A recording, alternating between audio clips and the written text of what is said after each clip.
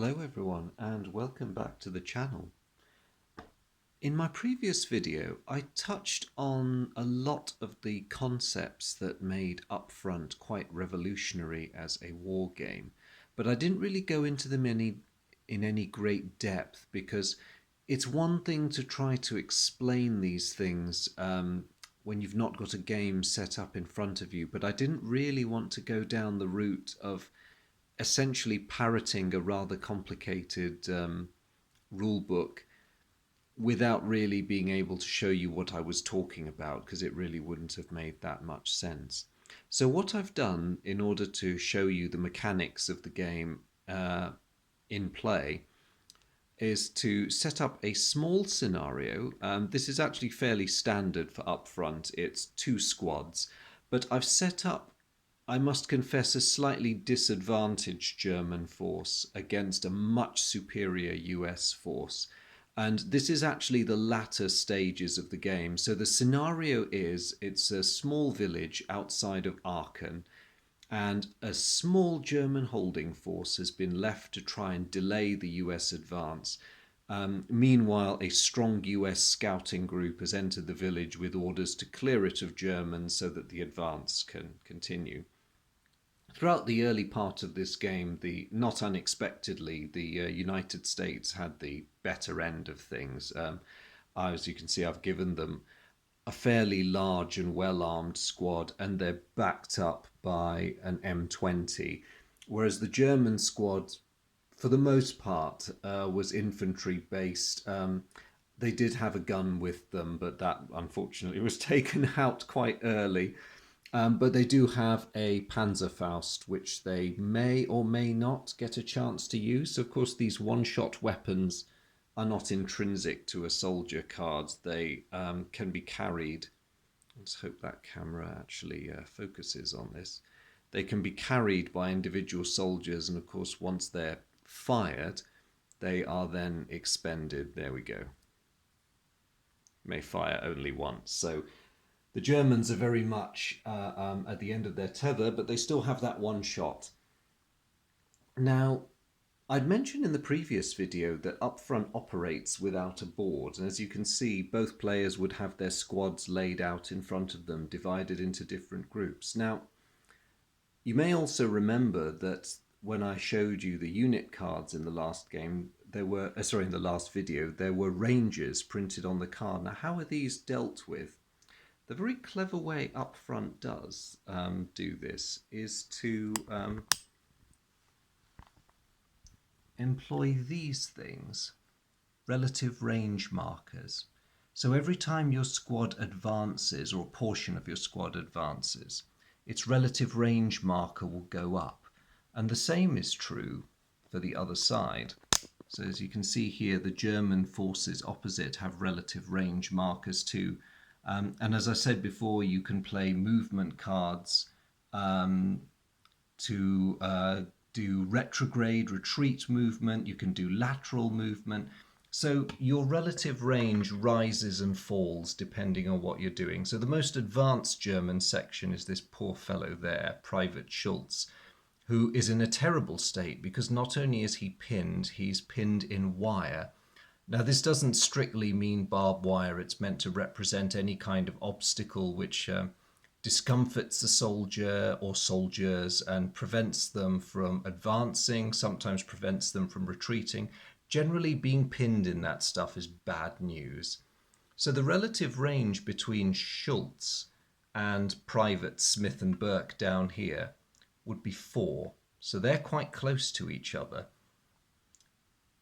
The rest of the groups are actually a bit further spaced. So 1 and 1 for a total of 2.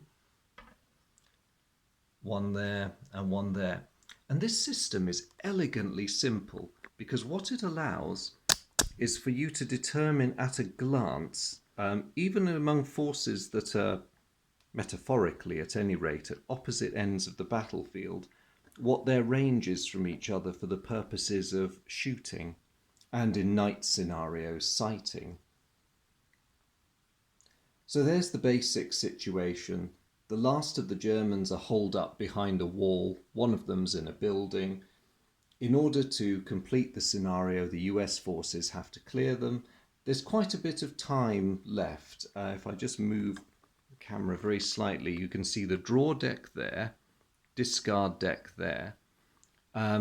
These are counters to keep time, as it were. Once you've gone through 3 decks, the scenario is over. So the Americans are under a bit of time pressure to get the scenario done with.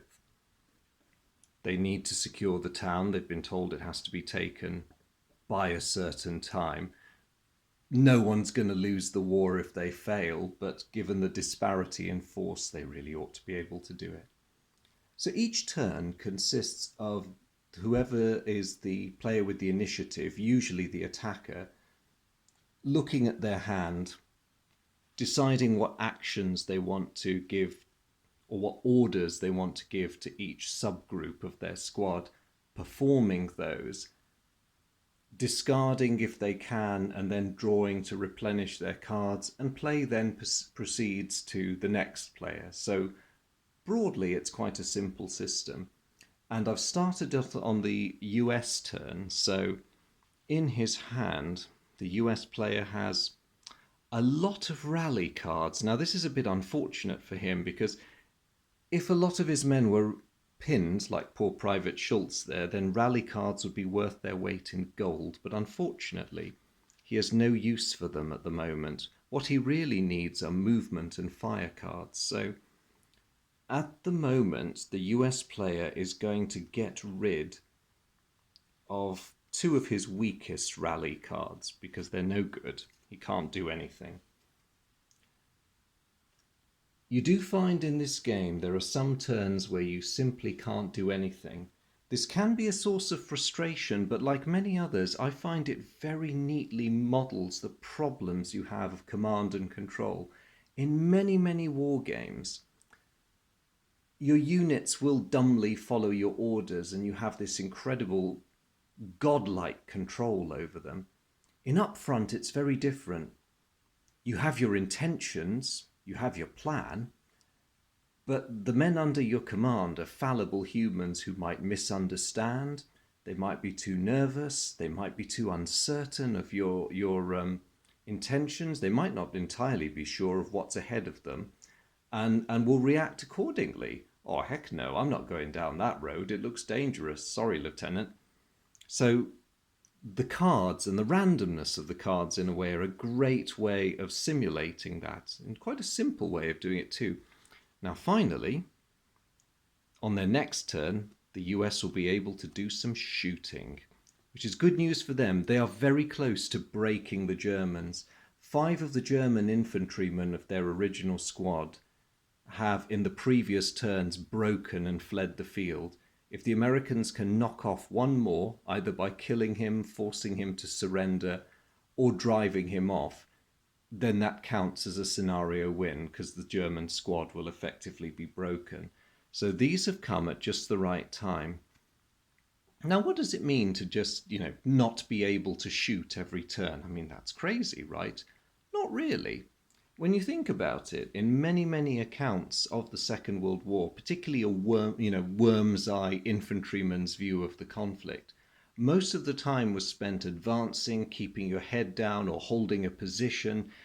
A lot of men often couldn't see the enemy. They didn't have that great a level of situational awareness. And as the designer stated in his notes, having to wait until you get a card, a firing card of variable quality, can represent several things, but one of which is the fact that your men might be in good positions, but if the other guy is keeping his head down and they simply cannot see him, they're not going to chance a shot at a target they can't see. You, as the godlike wargamer, might be going, oh yes, shoot them, but, a fellow on the ground is not just going to pull his trigger for no reason. He's going to wait until he has a target. And these cards mean that next turn, some members of the US squad will have targets. Moving on to the Germans, they have firing cards, they have a lot of terrain cards, but their options are severely limited. A firing card of any strength can trigger a Panzerfaust, but they're saving it up for the M20 and it's still out of range. You have to be at relative range 3 to use a Panzerfaust, and they are tantalizingly at relative range 2. Meanwhile, a pinned man, Schultz over there, cannot fire. And this squad, when you cross-reference the range with their firepower for their different weapons, do not have enough firing strength left to target the US. So it's a bit of a painful one for the Germans. They want to hang on to their firing cards because, of course, that US force is going to advance and get closer.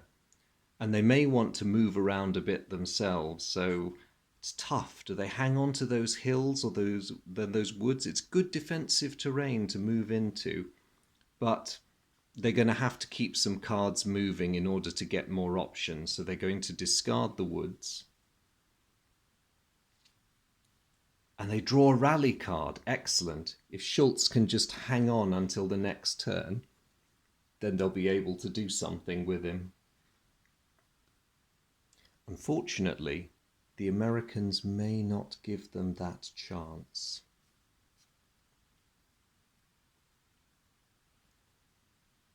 Now, the anatomy of a firing card, that is how many firepower points you need from the group in order to be able to shoot this card. And that is its firing strength. So we need at least 9 to do any shooting this turn. Now, looking at my first group, Group A, they're in a gully. Great for defensive purposes, but according to the fine print, you can only target units at relative range 5 or units on a hill. So it means that Private Smith and Burke over there are perfectly safe in their gully, but they can't actually see anyone to shoot at them. So much for them. Group B, under Sergeant Burnett with Private Fox and Private Myers here, they're behind a wall, so they've got pretty good situational awareness. They can see. The closest group, the one-man group of Private Schultz over there, is at relative range 3. So for Sergeant Burnett with his Thompson, that's 1 firepower point. For Fox with his Browning automatic rifle, that's another 4, so they've got a total of 5. And lastly, Myers with his Garand brings another 2, so they've got 7 firing points. Unfortunately for them, that's not enough. They're going to have to get in closer if they want to do any shooting. It looks like it's all going to depend on the M20. Again, closest group is Schultz, relative range 3. Now the heavy machine gun, the 50 cal on the M20, generates 15 firepower points at relative range 3, which is brilliant because it means they can use that card, firepower of 4. So the M20 lines up on poor old Schultz. The basic firing strength of 4 is reduced by 1 because he's more than one group over from them, so it's firepower strength of 3. He is in wire, which makes him a more conspicuous target, so it's back up to 4. There's a fair bit of arithmetic in this. The Germans, unfortunately, do not have any concealment cards, which would have made the odds a bit better for poor Schultz. So the M20 fires, and it draws a card from the draw deck and consults the random number up there. Numbers in black ink are positive modifiers. Numbers in red are negative. A 0 is a 0, so it's a straight firepower of 4. Now looking at poor old Schultz, his panic rating is 3, which of course 4 beats. Now just to see what happens to him, we draw another card and we compare the Rout column, 7. That draw is higher than 3, which means that Schultz has successfully routed out of there, so he flees the field. He's simply had too much lead chucked at him. He's been growing more and more afraid. He's been a bit depressed. He's watched his squad slowly collapse around him. And he decides it's time to go. Now, in a single standalone scenario, whether a soldier is killed or whether he routs out of there or whether he's taken prisoner affects your victory points. Unsurprisingly, you get the most victory points for live prisoners.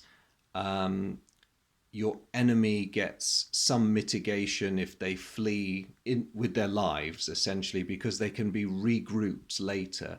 And in a campaign game, this is particularly important because you may lose a battle, but it's possible to lose a battle and keep your squad intact. And that kind of thing does really help the narrative flow, because very rarely are squads wiped out in their entirety. You might suffer 50 to 80% casualties on a bad day, but most of the time, most sensible squad commanders will recognize when the going is not good. Now, with Schultz fleeing over there, the German squad has reached its break point. The assumption is made that the remaining men go, do you know what? If we stay here, it's all over. And they pull out, vacating the town for a US victory. Now, if the game had gone on, the US would have had to have hoped to have got some more movement cards in hand. And I'll just demonstrate how movement works, because the Germans have rather inconsiderately run away before I could finish the demonstration. So useful though that was for demonstrating firing in this game, not so helpful. Let's just say the Americans decide to roll in to complete their victory, secure the village. And we're going to have the M20 leading. So when you play a movement card, you place it by the appropriate group, and depending on what direction you order them to go in, you alter the relative range chit, so that would go up to a 2. If for some reason we decided the M20 just wanted to drive around laterally, there would be no change in the relative range marker. And if for an even less explicable reason we decided we wanted him to reverse, we'd play the card that way, and the relative range marker would be set to 0.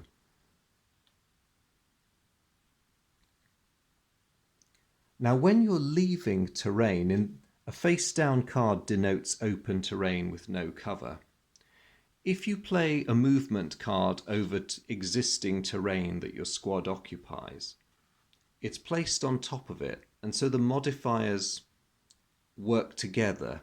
They are added up. So any enemy targeting, say, Group D, if they were moving out of the woods, would get a +1 because they're moving, but a -2 for the cover afforded by the woods would still apply.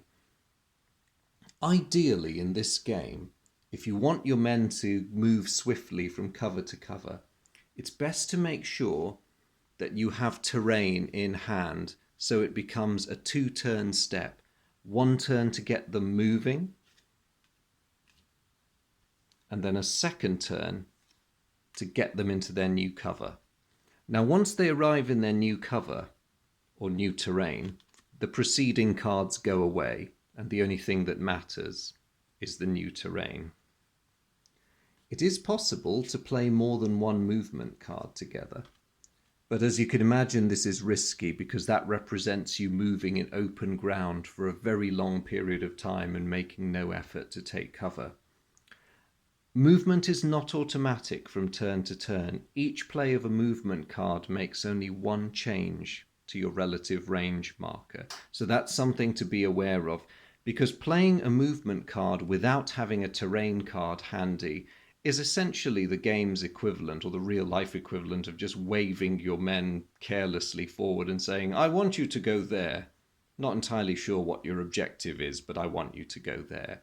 So don't recommend you do that. I would suggest having, as I say, at least one decent terrain card in hand that your men will benefit from.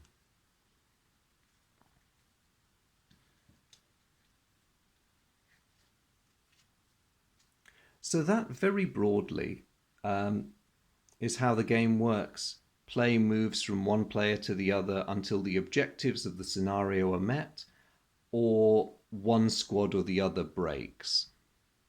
The game can last anything from half an hour to 2 hours, depending on the composition of your forces.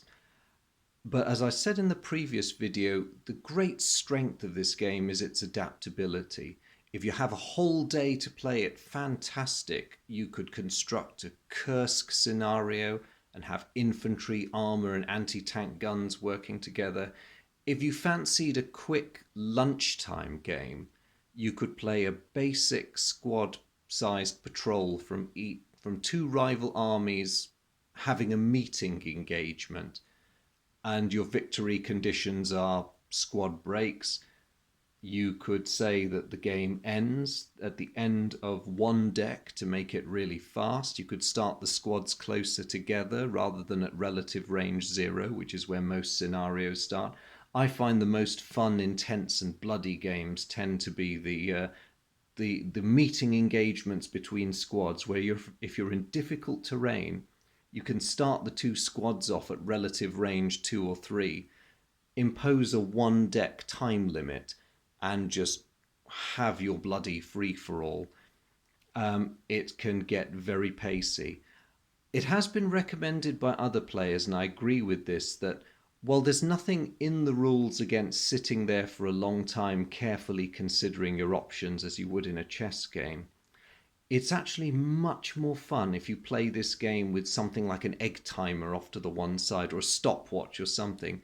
Give yourselves a minute at most for your turn, because that really piles on the sense of panic and the urgency. And in a way, a big hand of cards doesn't help you there. You really get that tension because play comes back to you and your opponent sets the timer and you go, oh, whoa, whoa, whoa, whoa, whoa, whoa, whoa, whoa, whoa, and you get that sense of, oh, what the, and sometimes you will make knee-jerk decisions that may carry the day or may prove to be a complete disaster, but you come away feeling that you've just been through the difficulty of trying to get a squad of guys to do what you want them to do. You're trying not to get them killed at the same time, and it's really quite a thrilling and tense ride. It really is. And it doesn't help from if you're anything like me, you get emotionally attached to the little cardboard fellows, especially because they've all got names. And if you're playing a campaign, you start to get rather fond of them, and you really feel it when you lose a heroic figure who's been with your squad since day one. It's quite a wrench, actually. So yes, anyway, I realize I'm rambling now, so I hope that's given you some idea, a two-turn idea of how the game flows.